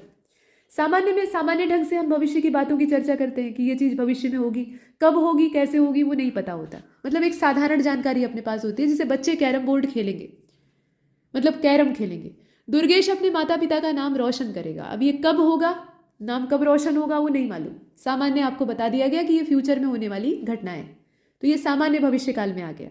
संभाव्य भविष्य का मतलब ये है कि क्रिया के जिस रूप से उसके भविष्य में होने की संभावना का पता चलता है, ठीक है। संभावना हो भी सकता है, नहीं भी हो सकता है, संभावना है, वहां पे प्रोबेबिलिटी है। तो शायद चोर पकड़ा जाए, अब यहाँ क्या है, चोर पकड़ा नहीं भी जा सकता है। परीक्षा में शायद मुझे अच्छे अंक प्राप्त हो। हेतु हेतुमत जैसे भूतकाल में आपने देखा था वैसे भविष्य में भी है। एक क्रिया का होना दूसरी क्रिया के होने पर निर्भर करता है। वह कमाए तो मैं खाऊं, अगर वो नहीं कमाएगा तो आप भूखे मरेंगे, है ना, इसका यही मतलब है। यदि छुट्टियां होंगी तो मैं आगरा जाऊंगा, अगर छुट्टी ही नहीं होगी तो आप आगरा नहीं जा पाएंगे, यानी एक चीज होगी तभी दूसरी संभव होगी। अगर तुम मेहनत करोगे तो फल अवश्य मिलेगा, लेकिन फल तभी मिलेगा जब आप मेहनत करेंगे, यानी एक वाक्य के परिणाम से दूसरा जो है वो प्रभावित होता है, उसी पर निर्भर करता है। अब अगला हमारा टॉपिक है कारक, ठीक है। काल को हमने देखा, कारक को देखिए। कारकों की टोटल संख्या हिंदी में है 8। कर्ता कर्म करण, संप्रदान अपादान संबंध, अधिकरण और संबोधन, ये हैं 8 प्रकार। तो पहले तो इनको एक टेबुलर फॉर्म में देख लीजिए। इसमें परिभाषा भी दी हुई है, पहचानने के लिए जो इसका कारक चिन्ह है वो भी दिया हुआ है, विभक्ति चिन्ह, और इसमें कौन सी विभक्ति होती है वो भी साथ में दिया हुआ है। तो ये एक बढ़िया सी टेबल है, इसको अगर आप दिमाग में रखते हैं तो यहीं से काम हो जाएगा, बाकी विस्तार से देखेंगे। तो कर्ता जो है, कर्ता कारक, इसमें जो काम को करे वही करता है, और इसके लिए विभक्ति चिन्ह होता है ने, प्रथमा विभक्ति। कर्म, जिस पर क्रिया का प्रभाव या क्रिया का फल जो है वो पड़ रहा है या क्रिया प्रभाव डाल रही है, सीधी बात है, तो इसके लिए विभक्ति चिन्ह होता है को, कर्ता ने कर्म को। करण से, यहाँ पर क्रिया करने का जो साधन है उसकी बात हो रही है, तो से और के द्वारा दोनों ही इसके विभक्ति चिन्ह है। संप्रदान, जिसके लिए क्रिया की जा रही है, जिसके लिए क्रिया की जा रही है वो है अपना संप्रदान, तो यहाँ पर को और के लिए जैसे शब्द इस्तेमाल हो रहे हैं। अपादान में एक वस्तु से दूसरी वस्तु के अलगाव का भाव प्रकट होता है, तो से इसका भी विभक्ति चिन्ह है। संबंध कारक में क्या होता है, एक शब्द का दूसरे से संबंध जोड़ने के लिए हम इसका प्रयोग करते हैं, तो का के की, का की के, रा री रे, इस तरह के जो विभक्ति चिन्ह है वो प्रयुक्त होते हैं, षष्ठी विभक्ति। अधिकरण कारक जो है, इसमें क्रिया का आधार तय होता है, जैसे में और पर जैसे शब्द, और संबोधन का मतलब तो पुकारना होता ही है, तो हे हो अरे इस तरह के जो शब्द हैं वो प्रयोग होते हैं, तो इसको तो पहचानना आसान है। तो आप देखें कि विभक्तियों की यहाँ परिभाषा दी हुई है, विभक्ति को पहले देख लेंगे तब कारक को पहचानना आसान हो जाएगा। तो सभी कारकों की स्पष्टता के लिए संज्ञा या सर्वनाम के आगे जो प्रत्यय लगाए जाते हैं उन्हें व्याकरण में विभक्तियां या फिर परसर्ग कहा जाता है, ठीक है, परसर्ग के नाम से संबोधित किया जाता है। और विभक्ति से बने शब्द रूप को पद कहा जाता है, तो शब्द बिना पद बने वाक्य में नहीं चल सकते, मतलब संज्ञा और क्रिया का जो स्वरूप होता है। और इसमें आप देखेंगे कि प्रायोगिक विशेषता क्या होती है विभक्तियों की। तो प्रयोग के लिहाज से हिंदी कारक की विभक्तियों की कुछ अपनी विशेषता होती है, जैसे कि सामान्यतः अगर आप देखेंगे तो विभक्तियां स्वतंत्र होती हैं, इनका अस्तित्व स्वतंत्र होता है, और एक काम शब्द, मतलब इनका विभक्तियों का जो मूल काम है, एक काम नहीं सबसे मुख्य काम होता है कि ये शब्दों का आपस में संबंध तय करती है, ठीक है, शब्दों का आपस में ताल्लुक तय करती है, इसी से वाक्य को पूर्ण अर्थ प्रकट होता है, मतलब वाक्य का पूर्ण अर्थ प्रकट होता है। और हिंदी की विभक्तियां विशेष रूप से सर्वनामों के साथ प्रयुक्त होने पर उसमें विकार उत्पन्न करके सर्वनाम के साथ मिल जाती हैं, ठीक है, सर्वनाम में ही वो समावेशित हो जाती हैं, जैसे कि मैं से बन गया मेरा, हम से बन गया हमारा, ठीक है, उसे और उन्हें जैसे जो शब्द हैं वो भी असल में क्या है, संयुक्त रूप हैं, ये सर्वनाम के साथ विभक्तियों का योजन है। और संज्ञा और सर्वनाम के साथ विभक्तियों का इस्तेमाल होता है, ये तो वाक्य में आप जानते हैं, जैसे मोहन की दुकान से यह चीज आई है, अब यहाँ की और से ये क्या है, विभक्ति चिन्ह ही तो है अलग अलग कारकों के। तो विभक्तियों का प्रयोग दो तरीके से होता है, या दो तरह की विभक्तियां हैं आप ऐसे ही कहिए, एक तो है विश्लिष्ट और दूसरी है संश्लिष्ट। श्लिष्ट का मतलब होता है चिपका हुआ, श्लेष अलंकार आप पढ़ते हैं ना, एक शब्द में कई सारे अर्थ चिपके होते हैं, है ना, तो यहाँ विश्लिष्ट और संश्लिष्ट ये दो तरह की विभक्तियां यहाँ पर हिंदी में इस्तेमाल होती हैं। और इसमें आप देखें तो संज्ञाओं के साथ जो विभक्तियां आती हैं उनको कहा जाता है विश्लिष्ट, मतलब ये अलग होती हैं, इनका श्लेष नहीं होता है, ये चिपकी नहीं होती हैं, जैसे कि राम ने वृक्ष पर लड़कों को। और सर्वनामों के साथ जो आती हैं वो सर्वनाम में ही चिपक जाती हैं, तो उनको हम संश्लिष्ट कहते हैं, जैसे कि उसका, किस पर, तुमको। अब यहाँ आप देख रहे हैं कि सर्वनाम के साथ ये मिल गई है, यानी एक नया शब्द बन गया है, विभक्ति और सर्वनाम का आपस में योग हो गया है, ये कहने का मतलब। तो यहाँ पर ये ध्यान रखना आवश्यक है कि तुम्हें, इन्हें, मैं को या तेरा, तुम्हारा, इसमें का जो है ये विभक्ति चिन्ह है और ये संश्लिष्ट है, यानी चिपका हुआ है। सीधी बात है कि सर्वनाम के साथ ये चिपक जाती है तो वहाँ संश्लिष्ट अवस्था होती है, संज्ञा में ये चिपक नहीं पाती हैं, अलग रहती हैं, वहाँ भी योजक का काम करती हैं लेकिन संज्ञा के साथ मिलती नहीं है, तो इनको हम विश्लिष्ट कहते हैं। जैसे तू और यहाँ पे रे लिए आपने जोड़ दिया तो बन गया तेरे लिए, तुम के साथ रे लिए जोड़ दिया तो तुम्हारे लिए, मैं के साथ रे लिए तो मेरे लिए, है ना, इस तरीके से आप जोड़ते हैं, मतलब वो अलग अलग करके आपको समझा दिया है। तो कर्ता कारक का यहाँ पर दिया हुआ है कि वाक्य में जो शब्द काम करने वाले के अर्थ में इस्तेमाल होता है उसे कर्ता कहते हैं, और दूसरे शब्द में अगर आप देखना चाहें तो क्रिया को करने वाला व्यक्ति करता है, ठीक, विभक्ति चिन्ह ने जो है वो इस्तेमाल होता भी है, नहीं भी होता है, मतलब कहीं कहीं लुप्त रहता है। जैसे मोहन खाता है, अब यहाँ खाने का काम मोहन कर रहा है, तो यहाँ आवश्यक नहीं है कि हम ने लगाएंगे, सीधा ये बताने की कोशिश की गई है, ने कहाँ लगेगा नहीं लगेगा वो तो आगे देखेंगे। यहाँ ये बताया गया है कि इसमें करता है मोहन, मनोज ने लिखित संदेश भेजा, यहाँ करता है मनोज। ऐसे ही आप देखें घोड़ा दौड़ता है, घोड़ा यहाँ पर करता है, तो कहीं पर ने लगा है कहीं पर नहीं लगा है, तो आवश्यक नहीं है कि कर्ता कारक का विभक्ति चिन्ह है ने, तो जहाँ भी कर्ता देखेंगे वहाँ लगा देंगे। वाक्य की आवश्यकता के हिसाब से ये काम करेंगे। अब यहाँ भूतकाल के कुछ उदाहरण दिए हैं, जैसे राम ने रोटी खाई, ये सामान्य भूत है। राम ने रोटी खाई है, ये आसन्न भूत है। राम ने रोटी खाई थी, ये पूर्ण भूत है। और खाई होगी, ये संदिग्ध भूत है। ठीक। और यदि राम रोटी खाता तो उसका पेट भर जाता। अब ये क्या है, ये हेतु हेतु मत में आ जाएगा, जो कि यहाँ नहीं दिया हुआ है, लेकिन एक बना सकते हैं आप। फिलहाल आप देखिए, बताया गया है कि कर्ता कारक का जो विभक्ति चिन्ह है ने, उसका प्रयोग कहाँ पर नहीं होता है। तो कुछ स्थितियां हैं, जैसे कि वर्तमान और भविष्य काल की जो क्रिया है उसमें कर्ता के साथ ने का प्रयोग नहीं होता है। जैसे गोपी जाता है, गोपी जाएगा, अब यहाँ पर हम ने नहीं प्रयोग करेंगे। उसके अलावा बकना, बोलना, भूलना, ये जो क्रियाएं हैं ये सकर्मक तो हैं, लेकिन अपवाद स्वरूप आप देखिए कि सामान्य, आसन्न और पूर्ण संदिग्ध भूतकालों में कर्ता के साथ यहाँ भी ने का चिन्ह इस्तेमाल नहीं होता है। उदाहरण के तौर पर वह गाली बका, वह मुझे भूला, अब यहाँ पर ने कहीं नहीं लगेगा, ने लगेगा तो वाक्य गलत हो जाएगा। कर्ता में को का प्रयोग कहाँ पर, तो जैसे आप देखें कि संभाव्य भूत में कर्ता के साथ को जो है वो इस्तेमाल हो रहा है। जैसे राम को जाना चाहिए, अब यहाँ पर आप ये नहीं लिखेंगे कि राम ने जाना चाहिए, राम को जाना चाहिए। ठीक। तो कर्म कारक से शुरू करते हैं। अब यहाँ एक एक करके जो 8 कारक हैं उनको देखेंगे। कर्म कारक मतलब कर्ता कारक को देखा, कर्म कारक को देखिए। कर्म कारक में कहा जा रहा है कि जिस संज्ञा या सर्वनाम पर क्रिया का प्रभाव पड़े उसको कहते हैं कर्म कारक। जैसे माँ बच्चे को झुला रही है, अब यहाँ झुलाने की क्रिया जो है वो बच्चे को प्रभावित कर रही है, तो यहाँ बच्चा जो है ये बच्चे को, अब यहाँ को जो है ये विभक्ति चिन्ह हो गया और ये कर्म कारक की पहचान है। राम ने रावण को मारा, अब यहाँ रावण को जो है ये कर्म है। और कभी कभी को का प्रयोग नहीं भी होता है, जैसे मोहन पुस्तक पढ़ता है, अब यहाँ पुस्तक को पढ़ता है ऐसा लिखना आवश्यक नहीं है, पुस्तक पढ़ता है आप लिख देंगे तो भी सफिशियंट। तो कर्म कारक के कुछ नियम होते हैं, मतलब क्रियाओं का बुद्धिमानी से इस्तेमाल करना चाहिए। जैसे मारना जो क्रिया है इसका शाब्दिक अर्थ जान से मारना भी हो सकता है और पीटना भी हो सकता है। तो अब यहाँ पर आप देखेंगे कि जो मतलब मारना शब्द है, क्रिया है असल में, अगर इसका अर्थ शिकार करने से है तो वहाँ पर आप विभक्ति नहीं लगाएंगे। ठीक। जैसे कि लोगों ने चोर को मारा, विभक्ति चिन्ह का प्रयोग आप तभी करेंगे जब यहाँ पर पीटने की बात होगी। ठीक है, किसी को पीटने की बात होगी तो वहां पर आप विभक्ति चिन्ह का प्रयोग करेंगे। जान से मारने की बात होगी तो वहां पर आप विभक्ति चिन्ह जो को है उसका इस्तेमाल नहीं करेंगे। समझे? जैसे लोगों ने चोर को मारा, अब यहाँ पर चोर की पिटाई से तात्पर्य है तो को लगाया। लेकिन शिकारी ने खरगोश मारा, खरगोश को जान से मारा, उसका शिकार किया, तो यहाँ पर आप को नहीं लगाएंगे।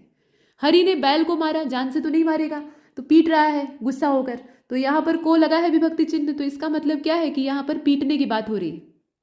मछुआरे ने मछली मारी, जान से मारी, तो यहाँ पर को नहीं लगाएंगे। तो को वहां पर लगाएंगे जहां पर पीटने का अर्थ प्रकट होता है, जहां जान से मारना है वहां पर को नहीं लगाएंगे। वैसे ही कर्तव्य शक्ति अगर कर्ता में जगानी है हमें विशेष रूप से, तो भी को नहीं लगाया जाता है। जैसे कि मैंने यह तालाब खुदवाया है, आप बड़े दावे के साथ कह रहे हैं, तो अब यहाँ पर मैंने यह तालाब खुदवाया है आप सीधे कहेंगे, आप ये नहीं कहेंगे कि मैंने इस तालाब को खुदवाया है। हालांकि बोल देते हैं लापरवाही में, लेकिन नहीं बोलना चाहिए। इसके अतिरिक्त अगर कर्म कोई निर्जीव चीज है तो उस परिस्थिति में आपको को का इस्तेमाल नहीं करना चाहिए। जैसे कि राम ने रोटी को खाया, अब यहाँ ऐसा लग रहा है कि कोई शिकारी शिकार करके खा रहा है, तो यहाँ रोटी जो है वो एक निर्जीव चीज है ना, तो यहाँ पर को नहीं लगाएंगे, सीधे सीधे राम ने रोटी खाई, ये ज्यादा सही होगा। अगला देखते हैं, मैं कॉलेज को जा रहा हूं, मैं आम को खा रहा हूं, मैं कोट को पहन रहा हूं, यहाँ भी को का प्रयोग सही नहीं। प्रायः जो चैतन्य चीजें होती हैं, जिंदा चीजें होती हैं, उनके साथ को का चिन्ह प्रयोग होता है। जो निर्जीव चीजें हैं उनके साथ को का प्रयोग नहीं होता है, हालांकि अपवाद हर जगह होते हैं। तो कर्म सप्रत्यय अगर है तो उस पर को का प्रयोग आप कर रहे हैं, तो इस स्थिति में क्रिया हमेशा पुल्लिंग होगी। लेकिन अगर प्रत्यय नहीं लगा है यानी को नहीं लगा है, तो उस स्थिति में कर्म जो है वो कैसा बनेगा? जैसे राम ने रोटी को खाया, अब ये सप्रत्यय बना, जो कि गलत है, वाक्य ही गलत है। सही वाक्य क्या है? राम ने रोटी खाई, ये अप्रत्यय रूप में ही सही है। तो सीधा आप समझें कि अगर सजीव चीज है तो उस चीज को अगर खाया जा रहा है तो वहां पर आप को लगाएंगे, और अगर निर्जीव चीज है जैसे रोटी जैसी चीज है उसमें जीवन तो है नहीं, तो उसमें आप क्या करेंगे? को नहीं लगाएंगे। चलिए आगे आप देखें, बड़ों को सम्मान दो, छोटों को स्नेह दो। अब ये जो स्थिति है ना, इसमें कहा गया कि विशेषण संज्ञा के रूप में अगर इस्तेमाल हो रहा है, बड़ा छोटा जो है ये गुणवाचक विशेषण है, लेकिन यहाँ पर वही संज्ञा बन गया है। गुणवाचक विशेषण अगर संज्ञा और सर्वनाम वाक्य में नहीं हो तो वो वाक्य का लीडर बन जाता है, यानी वही कर्ता बन जाता है ना। तो यहाँ पर कर्ता बन गया है गुणवाचक, तो यहाँ पर कर्म में को का प्रयोग आपको करना पड़ेगा, नहीं तो वाक्य का अर्थ ही नहीं निकलेगा, है ना। इसके बाद अगला अपना प्रकार है ये करण कारक है, और इसमें कहा गया कि जिस वस्तु की सहायता से या जिसके द्वारा कोई काम किया जाता है उसको हम कहते हैं करण। जैसे कि हम आंखों से देखते हैं, हम बल्ले से या बैट से खेलते हैं, ठीक, तो यहाँ सहायता ली जा रही है ना बैट की, आंखों की, तो इसलिए यहाँ पर करण कारक इस्तेमाल हुआ है। इसके लिए के द्वारा, के जरिए, के साथ, के बिना, इस तरह के शब्द इस्तेमाल होते हैं। और अपादान, इसका मतलब ही होता है अलगाव, से इसका विभक्ति चिन्ह है, और इसमें अलगाव का भाव प्रकट होता है। उसको जब आप वाक्य को पढ़ेंगे तो ही आपको सही अंदाजा होगा। जैसे कि पेड़ से अमरूद गिरा, अब पेड़ पर था, वहां से गिरकर नीचे ग्रेविटी की वजह से जमीन की ओर जा रहा है, तो पेड़ से दूर जा रहा है। तो इसमें जो साधन है, मतलब जो मूल वस्तु है, पेड़ है या फिर घर है, जैसे कहा जाता है कि मकान मालिक घर से किराएदार को निकालता है, तो अब यहाँ पर जो से शब्द है वो क्या कर रहा है, अपादान को दर्शा रहा है। मतलब दो वस्तुओं के आपस में जुड़ने का नहीं बल्कि दूर जाने का आभास हो रहा है, ठीक, तो वही चीज़ है। मैं घर से चला, यानी घर से आप निकल गए, घर से दूर जा रहे हैं, तो यहाँ भी दूर जाने का भाव है, तो ये अपादान। और यही यहाँ पर दोहराया गया है कि वाक्य को पढ़ने पर ही आपको सही आइडिया लगेगा। से जो है ना, से विभक्ति चिन्ह, ये करण कारक के लिए भी इस्तेमाल होता है और अपादान के लिए भी। लेकिन करण में क्या होता है, जुड़ने का भाव, जुड़ने का भाव या पास, सामीप्य का भाव प्रकट होता है, और अपादान में दूरी का भाव प्रकट होता है। जैसे कि वह वृक्ष से, माफ कीजिएगा, वह कुल्हाड़ी से वृक्ष को काटता है, वृक्ष काटता है या वृक्ष को काटता है, मतलब कुल्हाड़ी को आप हाथ में पकड़ेंगे और वृक्ष के समीप ले जाएंगे तभी तो काटेंगे। तो यहाँ पर क्या है, ये करण कारक। मुझे अपनी कमाई से खाना मिलता है, कमाई को आप पास में रखिएगा तो ही आपको खाना मिलेगा। साधुओं की संगति से ज्ञान मिलता है, यहाँ भी करण कारक है। ये तीनों ही जो है यहाँ पर जो से विभक्ति चिन्ह इस्तेमाल हुआ है वो करण कारक का, अपादान का नहीं। और यहाँ देखिए, पेड़ से फल गिरा, घर से लौटा हुआ लड़का, छत से उतरी हुई लता, इन तीनों में दूरी का, अलगाव का भाव दिखाई दे रहा है।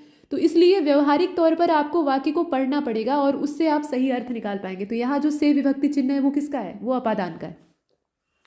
संप्रदान में क्या होता है, कोई चीज मतलब क्रिया जो है वो किस उद्देश्य से की जा रही है, वो उद्देश्य यहाँ दिखाई देता है, जिसके लिए कोई क्रिया की जाती है, ठीक, जिसके लिए कोई क्रिया की जाती है। या दूसरे शब्दों में आप ऐसे कहें कि जिसके लिए कुछ किया जाए या जिसको कुछ दिया जाए, इसका बोध कराने वाले शब्द रूप को संप्रदान कहा जाता है। इसका विभक्ति चिन्ह को और के लिए। जैसे उदाहरण के तौर पे देखिए, शिष्य ने अपने गुरु के लिए सब कुछ किया, के लिए, गरीब को धन दीजिए, वह शिव के लिए मिठाई लाया। तो ये सब जो है ये संप्रदान कारक के अच्छे एग्जाम्पल। कर्म कारक का यहाँ एक नमूना दिया हुआ है कि माँ ने बच्चे को खेलते देखा, हरि मोहन को मारता है। संप्रदान कारक के उदाहरण में देखिए, माँ ने बच्चे को खिलौने खरीदे या बच्चे के लिए खिलौने खरीदे, हरि मोहन को रुपए देता है। तो के हित, के वास्ते, के लिए संप्रदान कारक के लिए इस्तेमाल होने वाले विभक्ति चिन्ह है सीधे सीधे। यहाँ वही चीज आप नीचे भी उदाहरण में 3 उदाहरण है, राम के हित लक्ष्मण बन गए, तुलसी के वास्ते ही जैसे राम ने अवतार लिया था, मेरे निमित्त ही ईश्वर की कोई कृपा नहीं। तो यहाँ पर आप देख रहे हैं तीनों में एक हेतु का भाव प्रकट हो रहा है, मतलब कोई कर्ता जो है वो किसी जो कर्म है उसके लिए कोई चीज कर रहा है, ठीक है, कर्ता कर्म को या तो कुछ दे रहा है या कर्म के लिए किसी चीज का आयोजन कर रहा है या किसी चीज को कर रहा है। तो यहाँ पर संप्रदान कारक मौजूद होता है। अपादान का पीछे हमने देख ही लिया, अलग होने का भाव इसमें दिखाई देता है, विभक्ति चिन्ह इसका से होता है। करण और अपादान दोनों का विभक्ति चिन्ह समान होता है, लेकिन करण कारक में नजदीक का भाव प्रकट होता है, अपादान में दूर जाने का मंतव्य निकल कर आता है। जैसे दूल्हा घोड़े से गिर पड़ा, घोड़े से गिरा मतलब घोड़े से अलग हो गया, दूर चला गया, तो यहाँ पर से जो है वो अपादान है, ठीक है। संबंध कारक में संज्ञा या सर्व के संबंध का ज्ञान होता है, ठीक है। दूसरे शब्दों में संज्ञा या सर्वनाम के जिस रूप से किसी अन्य शब्द के साथ संबंध या लगाव प्रतीत होता है उसको हम कहते हैं संबंध कारक। और इसका जो विभक्ति चिन्ह है वो का, की, के होता है। जैसे सीता का भाई आया है, अब सीता तथा भाई, यहाँ गीता नहीं है सीता है, तो सीता और भाई दोनों शब्द संज्ञा है। भाई से गीता का या सीता का संबंध दिखाई दे रहा है, तो इसमें आप समझ सकते हैं संबंध दर्शाने का भाव जो है वो दिखाई देता है, ठीक है। सर्वनाम की स्थिति में संबंध कारक का जो प्रत्यय है वो रा, रे, री और ना, ने, नी हो जाता है। ये ध्यान दीजिएगा, ये पहचानने का तरीका। जैसे मेरा लड़का, मेरी लड़की, तुम्हारा घर, तुम्हारी पगड़ी, अपना भरोसा, अपनी रोजी। अधिकरण कारक जो है इसमें क्या है, इसमें क्रिया का आधार पता लगता है, या दूसरे शब्दों में देखें तो आधार को सूचित करने वाली संज्ञा या सर्वनाम के स्वरूप को अधिकरण कारक कहते हैं। और इसकी विभक्ति मैं और पर होती है। जैसे आप देखिए, यहाँ पर कहा गया है कि मोहन मैदान में खेल रहा है। अब इस वाक्य में खेलने की क्रिया किस स्थान पर हो रही है, तो आपको उत्तर मिलेगा मैदान पर हो रही है। तो यहाँ पर मैदान पर जो है ये अधिकरण कारक का चिन्ह दिखाई देता है, लक्षण दिखाई देता है। दूसरा आप देख रहे हैं कि सोहन छत पर खेल रहा है। अब यहाँ खेलने की क्रिया किस स्थान पर हो रही है, तो छत पर हो रही है। कभी कभी मे के अर्थ में पर और पर के अर्थ में मे का प्रयोग होता है। जैसे कि तुम्हारे घर पर 4 आदमी हैं, ठीक है, अब घर में इसका शाब्दिक अर्थ है। दुकान पर कोई नहीं था अर्थात दुकान में। ऐसे ही नाव जल में तैरती है, ठीक। तो आपस में एक्सचेंज हो जाते हैं, ये कहने का मतलब। कभी कभी अधिकरण कारक की विभक्तियों का लोप भी हो जाता है। जैसे कि इन दिनों वह पटने हैं, वह संध्या समय गंगा किनारे जाता है, वह द्वार द्वार भीख मांगता चलता है, लड़के दरवाजे दरवाजे घूम रहे हैं। तो इस तरीके का भी होता है कभी कभी। और जिस समय वह आया था उस समय मैं नहीं था, उस जगह एक सभा होने जा रही है, ठीक है, इस तरीके से आपको दिखाई देगा। किनारे आश्रय दिनों और इस तरह के जो पद हैं इनमें स्वयं प्रत्यय वाले सप्रत्यय जो अधिकरण कारक के लक्षण हैं वो दिखाई देते हैं। तो ये चीज़ है, मतलब इन पदों की स्थिति अगर बनती है सप्रत्यय वाला तो ऐसी स्थिति में वहां पर प्रत्यय को लगाएंगे नहीं, मतलब अलग से प्रत्यय नहीं जोड़ेंगे, प्रत्यय वहां पहले से मौजूद। संबोधन कारक में बुलाने का भाव प्रकट होता है, ठीक है, संबोधन का भाव इसमें दिखाई देता है। तो इसमें जैसे कि हे, अरे, हो, इस तरह की जो विभक्तियां हैं वो इस्तेमाल होती हैं। हे भगवान, हे श्याम इधर आओ, अरे तुम क्या कर रहे हो। देख रहे हैं यहाँ पर संबंध कारक संबोधन कारक जो विभक्तियां हैं संबोधन कारक की वो दिखाई देती। इसके बाद अगली परिभाषा है वचन की। तो विकारी शब्दों के जिस रूप से संज्ञा का बोध होता है, माफ कीजिएगा, संख्या का बोध होता है, मतलब गिनती का बोध होता है, कितने नंबर में। तो जिन शब्दों के रूप से या जिन शब्दों के जिन रूपों से संख्या का बोध होता है उसको हम कहते हैं वचन, ठीक। तो अभी यहाँ अगर देखा जाए तो हिंदी में वचन के सिर्फ 2 भेद होते हैं। संस्कृत में हम वैरायटी देखते हैं तो 3 जो वचन के भेद हैं उनको बना देते हैं, लेकिन हिंदी में सिर्फ एक वचन और बहुवचन को ही देखेंगे। एक वचन का मतलब ये है कि वहां पर एक संख्या में जो भी चीज है, व्यक्ति है या वस्तु है, वो संख्या में एक अकेला है तो उसको हम एक वचन में रखेंगे, पहचानना आसान है। बाकी बहुवचन है तो उसमें एक से ज्यादा का बोध होगा। ये एकदम सीधा है, इसमें बहुत ज्यादा फंसने की आवश्यकता नहीं है। कुछ संज्ञा पद जो है वो हिंदी में बहुवचन और एक वचन दोनों में समान रूप से इस्तेमाल होते हैं। जैसे कि आम है, अब कितने भी आम हो सिर्फ आप आम ही कहेंगे, उसको आमो नहीं कहेंगे, मतलब वो सही नहीं रहेगा। वैसे ही घर है, पेड़ है, सिपाही, आदमी, दाम, ये सारे शब्द जो है ना ये असल में एक वचन में ही इस्तेमाल होते हैं। अब वो भले ही बहुवचन में रहे उससे कोई फर्क नहीं पड़ता, लिखेंगे उनको हमेशा सिंगल। इसके बाद लिंग की बात कर लेते हैं। तो लिंग की परिभाषा सीधा ये है कि शब्द के वह रूप जिनसे कि संज्ञा स्त्री है अथवा पुरुष है इसका पता लगे। तो पुरुष जाति है तो उसके लिए आप देख रहे हैं बैल, बकरा, मोर, मोहन, लड़का, ऐसे। और स्त्री जाति है तो उसी को आप परिवर्तित कर दीजिए। लिंग जो है ये संस्कृत भाषा का शब्द है, संस्कृत से आया भी है। इसका तात्पर्य होता है चिन्ह या निशान, ऐसा चिन्ह या निशान जो कि किसी संज्ञा के स्त्री अथवा पुरुष होने का बोध कराए, ठीक है। तो अब इसमें अप्राणीवाचक और प्राणीवाचक संज्ञा का स्वरूप हमने पीछे देखा था, जिसमें जीवन है वो प्राणीवाचक में, जो निर्जीव है वो अप्राणीवाचक में। तो इसमें भी हम स्त्रीलिंग और पुल्लिंग बनाते हैं। मतलब ये कहने का तात्पर्य है कि जिंदा चीज है तभी हम लिंग निर्धारण करें, ऐसा नहीं है। जो निर्जीव चीजें हैं उनमें भी लिंग होता है, ठीक है, ये चीज। तो लिंग के 2 भेद होते हैं, स्त्रीलिंग और पुल्लिंग, आप जानते ही हैं। और पुरुष का बोध होगा तो पुल्लिंग है, स्त्री का बोध होगा तो स्त्रीलिंग है।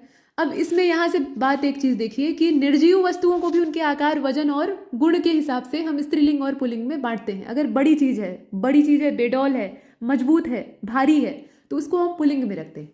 छोटे आकार की है, सुंदर है, नाजुक है, तो उसको हम स्त्रीलिंग में रखते हैं। मतलब ये मान्यता है समाज की, है ना। तो पुल्लिंग में जैसे कि देख लीजिए फूल, बादल, रस्सा, मकान, मैदान, रास्ता, शहर, सागर, जूता, डिब्बा, गांव, बहुत सारे उदाहरण। स्त्रीलिंग में आप देखें धरती, नदी, पहाड़ी, जूती, साड़ी, घड़ी, डाली, दवा, डिबिया, मटकी, सुई, पतीली, रस्सी, है ना। तो एक पहचानने का तरीका, हालांकि ये हर जगह काम नहीं करता है, लेकिन फिर भी देखिए कि जिन शब्दों के अंत में आ, आओ, पा, क, त्व इस तरह के प्रत्यय जुड़े होते हैं उनको हम पुल्लिंग में रखते हैं। और आ से अंत होने वाले शब्द जो हैं, आ से समाप्त होने वाले शब्द, उनको पुल्लिंग और स्त्रीलिंग दोनों में आप देख सकते हैं, लेकिन ज़्यादातर वो पुल्लिंग में इस्तेमाल होते हैं। अब जैसे नमूने के तौर पे यहाँ पुल्लिंग वाले देखें, लोटा, पिता, जूता, कटोरा, लोहा, मोटा। छात्रा, माता, आ से खत्म होने वाले जो स्त्रीलिंग है, छात्रा, माता, कथा, शाखा, लताब, ये सब स्त्रीलिंग है। तो दोनों में आता है ये आ जो है वो दोनों में इस्तेमाल होता है, ये कहने का मतलब। उसके बाद चढ़ाओ, बढ़ाओ, पा से बुढ़ापा, यहाँ पा होना चाहिए, बुढ़ापा, पुजापा, इस तरह से। पन से बचपन, पागलपन, क से गायक, बालक, नायक, ठीक है। तो ये सारे पुल्लिंग आप देख रहे थे। त्व से मनुष्यत्व, पशुत्व, महत्व। और जिन शब्दों के अंत में ई, आवट, इया, ता, आई, आहट जैसे जो शब्द हैं वो आते हैं तो उनको स्त्रीलिंग में रखते हैं। जैसे कि गोली, हंसी, नदी, बोली। आवट से लिखावट, सजावट, थकावट। इया से लुटिया, डिबिया, लाठियाँ, ता से मित्रता, शत्रुता, पूर्णता, सुंदरता, आई से पढ़ाई, चढ़ाई, लड़ाई, भलाई, आहट से चिल्लाहट, घबराहट, मुस्कुराहट। और जिन प्राणीवाचक संज्ञाओं में एक ही लिंग का प्रयोग किया जाता है वे नित्य पुल्लिंग और नित्य स्त्रीलिंग कहलाते हैं। मतलब हमेशा वो एक ही स्वरूप में रहते हैं, उनका लिंग परिवर्तन नहीं होता है। भले ही वो नर और मादा के रूप में हो, उससे कोई फर्क नहीं पड़ता, लेकिन वो अगर स्त्रीलिंग के रूप में इस्तेमाल हो रहे हैं तो स्त्रीलिंग के रूप में ही इस्तेमाल होंगे। जैसे कछुआ, अब कछुआ जो है वो हमेशा पुल्लिंग के रूप में इस्तेमाल होने वाला शब्द है। अगर आपको फीमेल उसकी दर्शानी है तो आपको मादा कछुआ लिखना होगा। कोयल, ये हमेशा स्त्रीलिंग में इस्तेमाल होता है। अगर आपको इसका मेल दर्शाना है तो आपको लिखना होगा नर कोयल। चीता के साथ मादा चीता जोड़ना होगा तो इसका फीमेल वर्जन आपको दिखाई देगा, अदरवाइज ये हमेशा पुल्लिंग में रहता है। तितली स्त्रीलिंग में हमेशा रहती है, नर तितली आपको लिखना पड़ेगा। तोता जो है, हालांकि इसमें तोती लिखा जाता है लेकिन फिर भी मादा तोता स्त्रीलिंग इसका स्वरूप, ये हमेशा पुल्लिंग में रहता है। मक्खी जो है वो हमेशा स्त्रीलिंग में रहती है, नर मक्खी हमें लिखना पड़ेगा। खरगोश के साथ आपको मादा जोड़ना पड़ेगा, ये भी हमेशा पुल्लिंग में रहता है। और मछली हमेशा स्त्रीलिंग में रहती है, चाहे नर हो चाहे मादा। तो नर मछली है तो उसके आगे नर आपको लगाना पड़ेगा। ठीक है, ये इसका स्वरूप। पुल्लिंग की पहचान का कुछ तरीका दिया है, बाकी आप उच्चारण और प्रैक्टिकल के सहारे इसको पहचान सकते हैं, प्रयोग या अभ्यास जितना करें। तो कुछ संज्ञाएं हमेशा पुल्लिंग होती हैं, जैसे खटमल, भेड़िया, खरगोश, चीता, मच्छर, पक्षी, पीछे आपने देखा भी है। समूहवाचक संज्ञा जितनी भी हैं प्रायः सभी पुल्लिंग में होती हैं। मंडल, समाज, दल, समूह, वर्ग। भारी और बेडौल चीजें हैं तो वो सभी पुल्लिंग में आएंगे, जूता, रस्सा, लोटा, पहाड़। और दिनों के नाम ये सब जो है ये पुल्लिंग में होते हैं। महीनों के नाम जो है उसमें कुछ को छोड़ दिया जाए तो बाकी सभी पुल्लिंग में दिखाई देते हैं। अब जनवरी, मई, जुलाई जो है वो स्त्रीलिंग में चलती है, अदरवाइज बाकी सारे जो है वो पुल्लिंग है। पर्वतों के नाम सभी पुल्लिंग होते हैं। देशों के नाम जितने भी हैं वो पुल्लिंग हैं। नक्षत्र और ग्रहों के नाम है तो वो सभी लगभग पुल्लिंग हैं, उसमें अपनी पृथ्वी स्त्रीलिंग है, अपवाद। धातुओं के नाम प्रायः पुल्लिंग होते हैं, कुछ उसमें अपवाद, जैसे कि चांदी। चांदी जो है ये स्त्रीलिंग में गिना जाता है, नहीं तो ज़्यादातर धातुओं को आप देखते हैं कि वो पुल्लिंग में होती हैं। वृक्षों और फलों के नाम है तो ये ज़्यादातर पुल्लिंग ही होते हैं। अनाजों के नाम मैक्सिमम पुल्लिंग होते हैं, कुछ अपवाद है। मक्की नहीं होता है, मक्का होता है, तो मक्का तो पुल्लिंग होता है। बाकी ज्वार, अरहर, मूंग जो है ये स्त्रीलिंग में देखे जाते हैं। ठीक है, बाकी जितने हैं वो पुल्लिंग में गिने जाते हैं। रत्नों के नाम जितने भी हैं, फूलों के नाम हो गए, देशों और नगरों के नाम हो गए, द्रव पदार्थों के नाम हो गए, मतलब गीली चीज़ों के, जैसे शरबत, दही, दूध, पानी, तेल, कोयला, पेट्रोल। कुछ अपवाद इसमें हो सकता है। देखिए, खाने पीने की चीज़ें या जो इस तरह के पदार्थ हैं उनमें दोनों चीज़ें होती हैं, तो अपवाद में चाय, कॉफ़ी, लस्सी, चटनी, ये सब स्त्रीलिंग में। और बाकी दही है तो वो पुल्लिंग है, समझ रहे हैं। और बाकी देख रहे हैं आप, ये सब जो है ये पुल्लिंग में आते हैं। समय का जितना भी मापन का तरीका है, जितने भी इसमें यूनिट के अलग अलग स्वरूप हैं तो वो सब पुल्लिंग में होते हैं। द्वीपों के नाम है तो सब पुल्लिंग में होंगे। सागर है मतलब समुद्र, तो वो सभी पुल्लिंग में होंगे। वर्णमाला के अक्षर ज़्यादातर पुल्लिंग हैं, कुछ अपवाद हैं जैसे कि छोटी, बड़ी, री, ये सब स्त्रीलिंग।